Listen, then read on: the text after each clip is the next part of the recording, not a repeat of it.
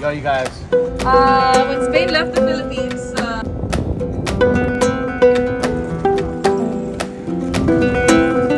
there was no such thing as Manila back then.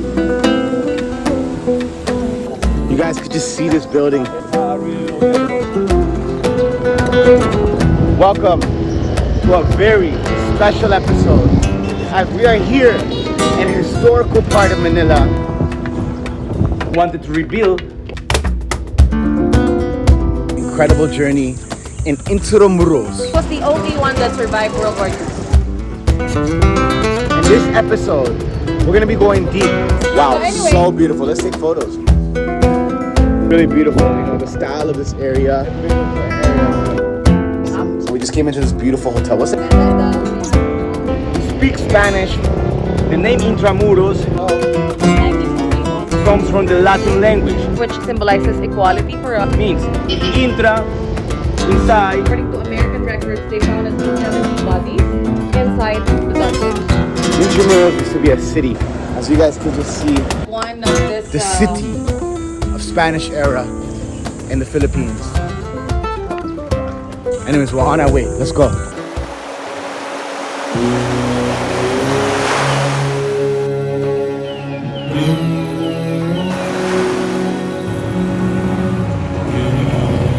The country, the Philippines. Very good country. Very good? Yeah. This is right here.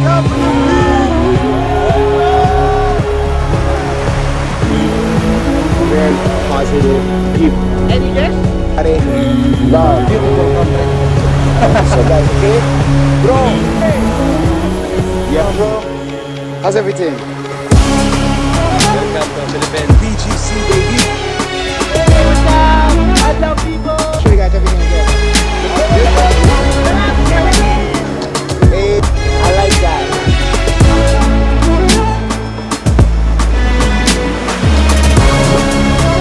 Buhay sa Philippines. ¿Cómo está, pare? I want to ask you a question. And then that's the church. Yes.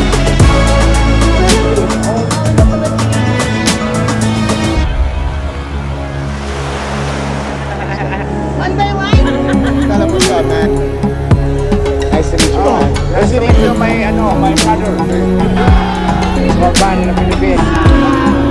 YouTube, what's good, you bro? YouTube. Mabuhay. Okay. We're gonna embark on this journey. How's everything? Kamusta? Hey, body boogie. Right? Let's go.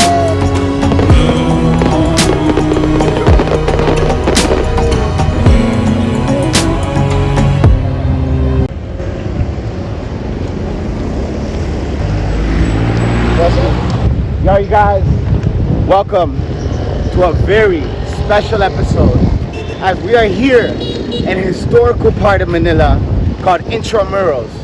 Intramuros is the walled area, the walled city area of a historical era, which is the Spanish era here in the Philippines. In this episode, we're going to be going deep into understanding this walled city, walled district of Manila, the history behind it, and everything about it. I have a friend along with me, speaks Spanish fluently. What's your name to the world? Hi guys, nice to meet you. My name is Alejandro. The name Intramuros comes from the Latin language. Means intra, inside or between, and muros, walls, between the walls. Incredible. And as you said, it's a historical walled area of great Intramuros, of Spanish influence. Inside this walled city, there's going to be many landmarks to see. We have a tour guide. A special thank you to Abraham Torres that's going to be a part of this episode. Give us more information about what Intramuros is about. Let's go.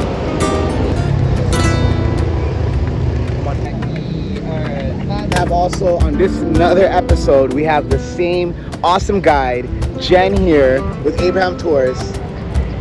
And she will be here to teach us all the information about Intramuros. What is going on, Jen? Yeah, so before we continue our walking, we are now in Intramuros. So if you notice, it's very different from the market, from the Chinatown especially. So it's all Spanish architectural design here. It's actually one of the #1 rules if you want to open up a business here. You should follow the Spanish architectural design as long as you are inside the walls of Intramuros. So this is Intramuros. Intramuros is 64 hectares of land. There was no such thing as Manila back then. It was called Intramuros. And these are the walls of Intramuros that we will see later with the bicycles. Right now, we are located here. This area is called Plaza Roma. And this is a typical plaza for a country colonized, by Spain. By Spain, yeah. It's always with the church and government offices surrounding it. The same style like in Latin America, the same style. Yeah, same for sure. And then every rural areas, even rural areas actually in the Philippines, you can find a small plaza, medium size, or a bigger plaza, or like the same size as this. That's Manila Cathedral. Manila Cathedral is actually the main seat of archdiocese in the Philippines. It's the mother church in the country. But unfortunately, the structure did not survive the war except for the facade of the church. So in this plaza, the only survivor of World War II is the facade of the cathedral and the statue of King Charles IV. So why is he here? Well, he brought good stuff in the country. Like, good example, he brought vaccinated people in the Philippines in 1700s for smallpox when we had a problem with it in 1700. And then these two are still government offices. This one is a private building now with banks, private office. And this is, what's the name of this church again? Manila Cathedral. Oh, amazing. And we're going to also be getting to see San Augustine Church Museum. Yes, so the church only. Okay. So San Agustin Church or Saint Augustine was the only structure that survived World War II inside Intramuros. Incredible. And Yes. this is the 5th district, correct? Yes. It's by the way, Intramuros is not an independent city anymore. So this is one of the districts inside the city of Manila. So just like Quiapo, just like Binondo, and just like Intramuros. It's a busy one because we have government offices and we actually have 4 universities inside this 64 hectares of land. Wow. Could I ask you how many districts is in Manila itself? Oh, I'm not sure, but there's a lot. A lot of I don't know the districts. number. Wow. Okay, let's do it. It's between 22 and 32, I know. Around like that, yeah. Around 22 and 32 districts in Manila. Wow. So we're learning so much. This used to be its own city, Intramuros, before. Yeah, it was not called Manila back then. It was just Intramuros. Intramuros. So basically, this is the original mainland. Yeah. This is the bay. This is the river. Across is today's Chinatown, but before it's just an empty land. Yeah, Wow. it used to be a port for protect this colony from British people. Everyone around in Asia, the British people, the other played by pirates. Wow.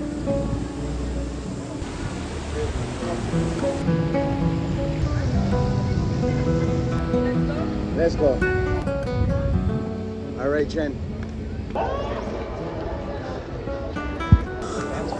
You guys could just see this building, incredibly designed, incredible piece of structure. But we're gonna get to learn more. So right now what's happening is that we are a part of this tour. We're gonna be going on bikes because it's a big walled city, right? And we're gonna ride through the whole surrounding of the city, Intramuros. We're gonna learn more about it. So stay tuned, you guys. Really low level of This is our memorial for estimated 100,000 civilians who died in Manila during liberation. So liberation is when the Americans came back to liberate us from the Japanese. Japanese attacked Manila or the Philippines in December 8th of 1941. Actually, it was the same day when they bombed Pearl Harbor, Hawaii. But because of our time zone difference, the planes got here morning of December 8th. And then Manila was in January of 42. And the rest of the country surrendered in May of the same year of 1942. Then Americans started to liberate the Philippines from October of 1944. Then they reached the capital February of 1945. The battle lasted for exactly 1 month because they entered in February 3, ended in March 3 of 45. But unfortunately, the big numbers of civilians were here in Manila, and that's why as much as possible they try to lessen aerial bombings within the city because they know about the civilians. But because of the fightings, howitzers flying in the city, and of course atrocities that the Japanese did in the capital, it ended up with around 100,000 civilians, and mostly women and children. To be honest, Japanese ambassadors actually join commemorations, anything in related to the war, including, of course, the U.S. ambassador. Because today, we do have a good relationship with Japan, and I could say that out of all the countries in the Pacific, we're one of the closest with Japan, and the people also are, you know, very open with the country and the people itself. Because So-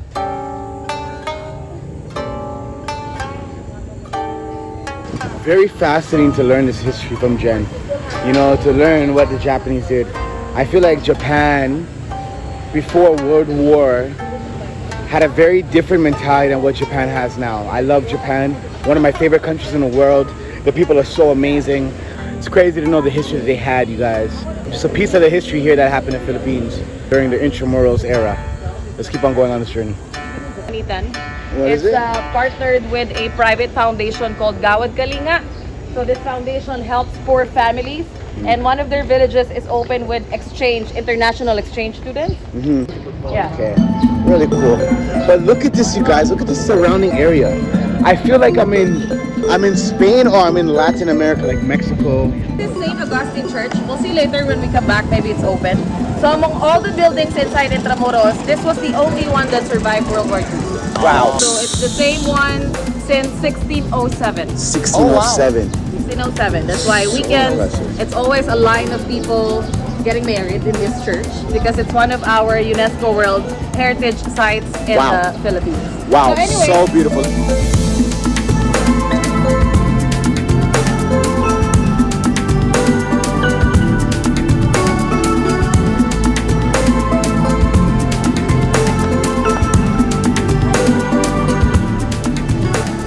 Check it out, guys. We just got inside. Look at the bamboo bikes. I love that it's bamboo. It's malakas. yeah. It's strong. But look at the bamboo bikes, guys. Really cool to see this. We're getting our bikes right now, and we're gonna ride through the city. Yeah, just getting it sorted right now for us.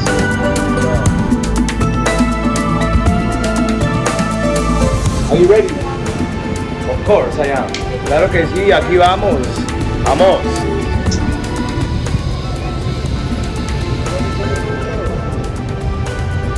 You guys, so we just got on our bikes. I'm trying to navigate as I'm recording. It's pretty intense.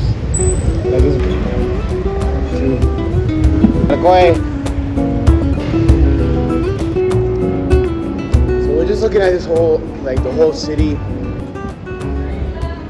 Turning left. Intramuros, around the city of the Intramuros. Keep in mind, you guys, as Jen said earlier, Intramuros used to be a city.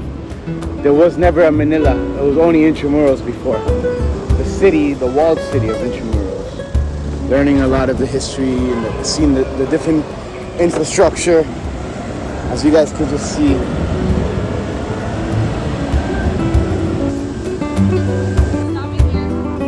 Stop here. We have one of this anti-aircraft gun that the Japanese scattered all throughout Intramuros before the Americans came back. Because this is the kind of gun that can hit a plane, boat, and land attack. Because it's a 13-mile range. Of course, today there's a lot of missing parts because right after the war, people were desperate and they scrapped it and then sold it to junk shops afterwards.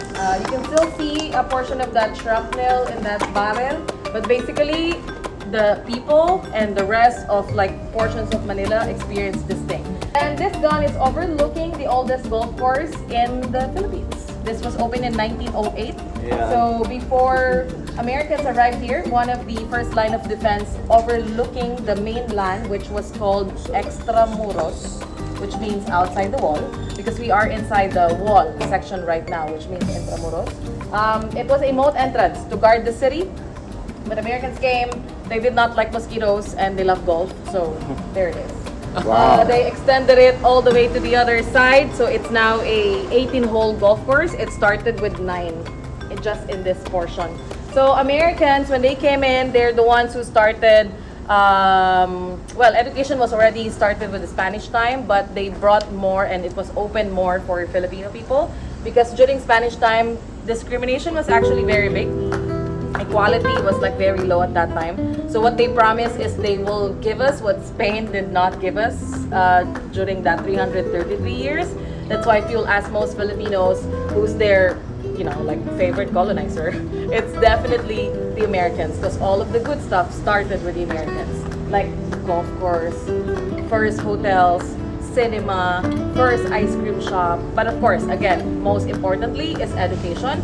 And that's also the reason why English is present in our schools today. That's why everyone speaks English. I mean, not all are perfect, but you can definitely communicate. Spain came in the Philippines in 1565 to 1898. In between, the Dutch entered in 1600s, and then after the Dutch, the British. The Dutch only made it in the Bay. The British entered because of the ongoing Spanish-European War, so they attacked Intramuros in 1762, and then they left after 2 years. And they only occupied Intramuros, not the whole Philippines. So we don't consider them as colonizers. British left Manila or Intramuros, and we got back to Spain. From 1896 to 1898, that's when we did the revolution to kick out Spain.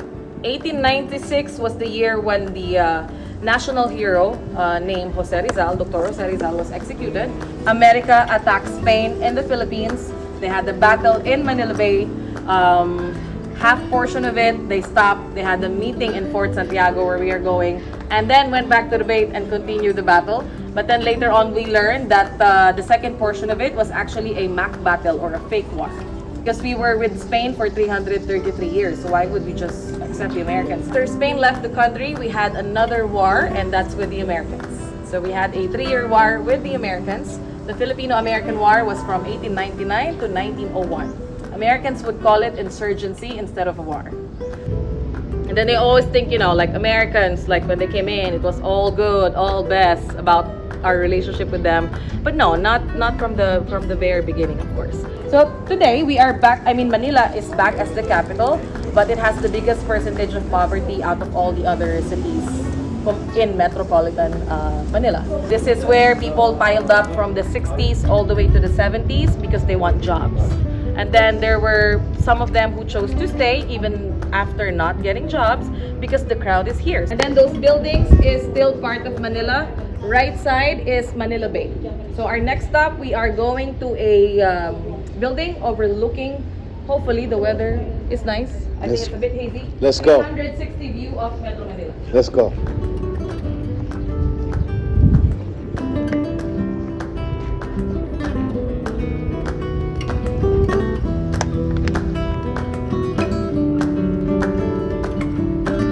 Alright guys, so we're just continuing back on the ride to the next stop. We're on our way right now, you guys, alright? But look at the beautiful structure around this whole area. Look at the whole beautiful area.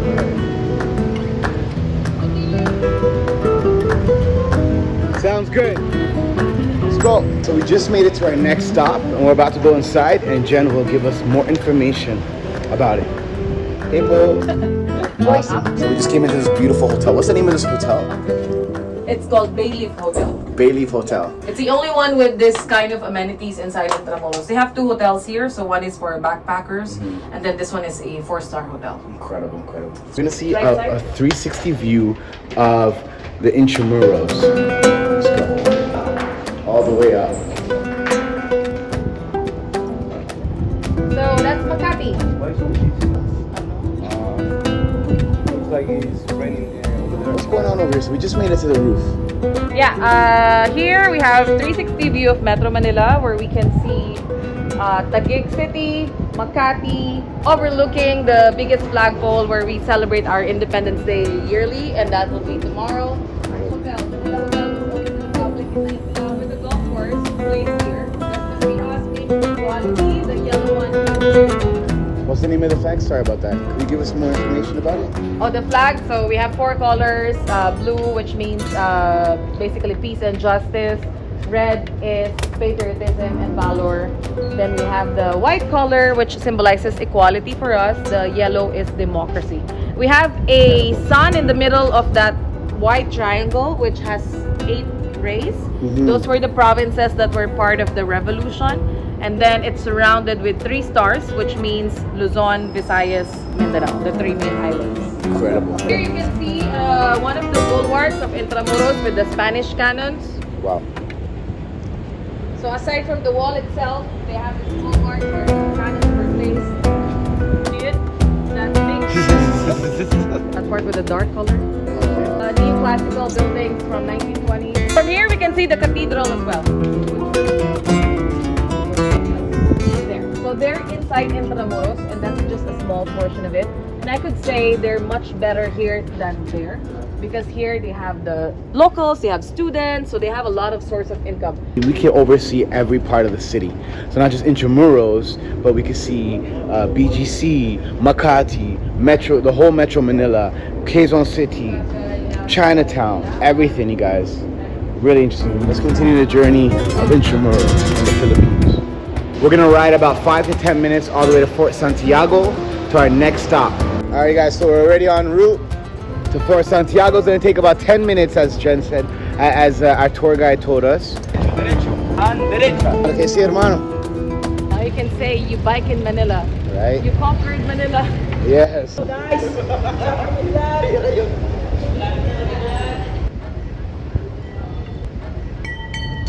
So we're still riding, you guys. We're almost at our destination.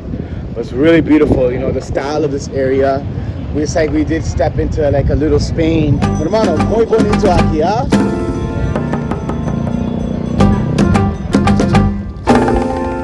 Look at this beautiful area, you guys.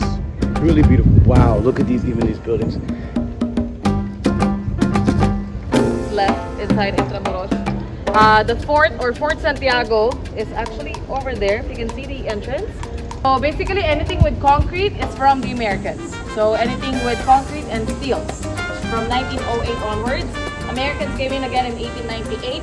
The war lasted until 1901, and then most of the projects started 1908. Cement, most portions of it actually came from Japan. It's Asano cement because the one producing it was Japan and Australia, and it's cheaper to get it from Japan. The size of this shell is 12 inch, the thickness of the shell.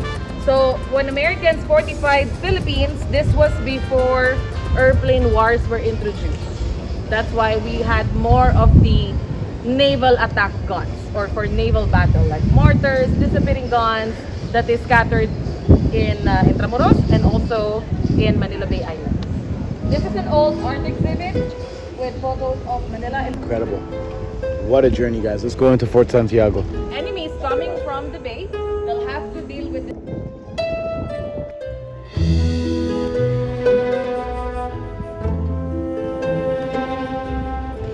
Vale, hermano. Fort Santiago.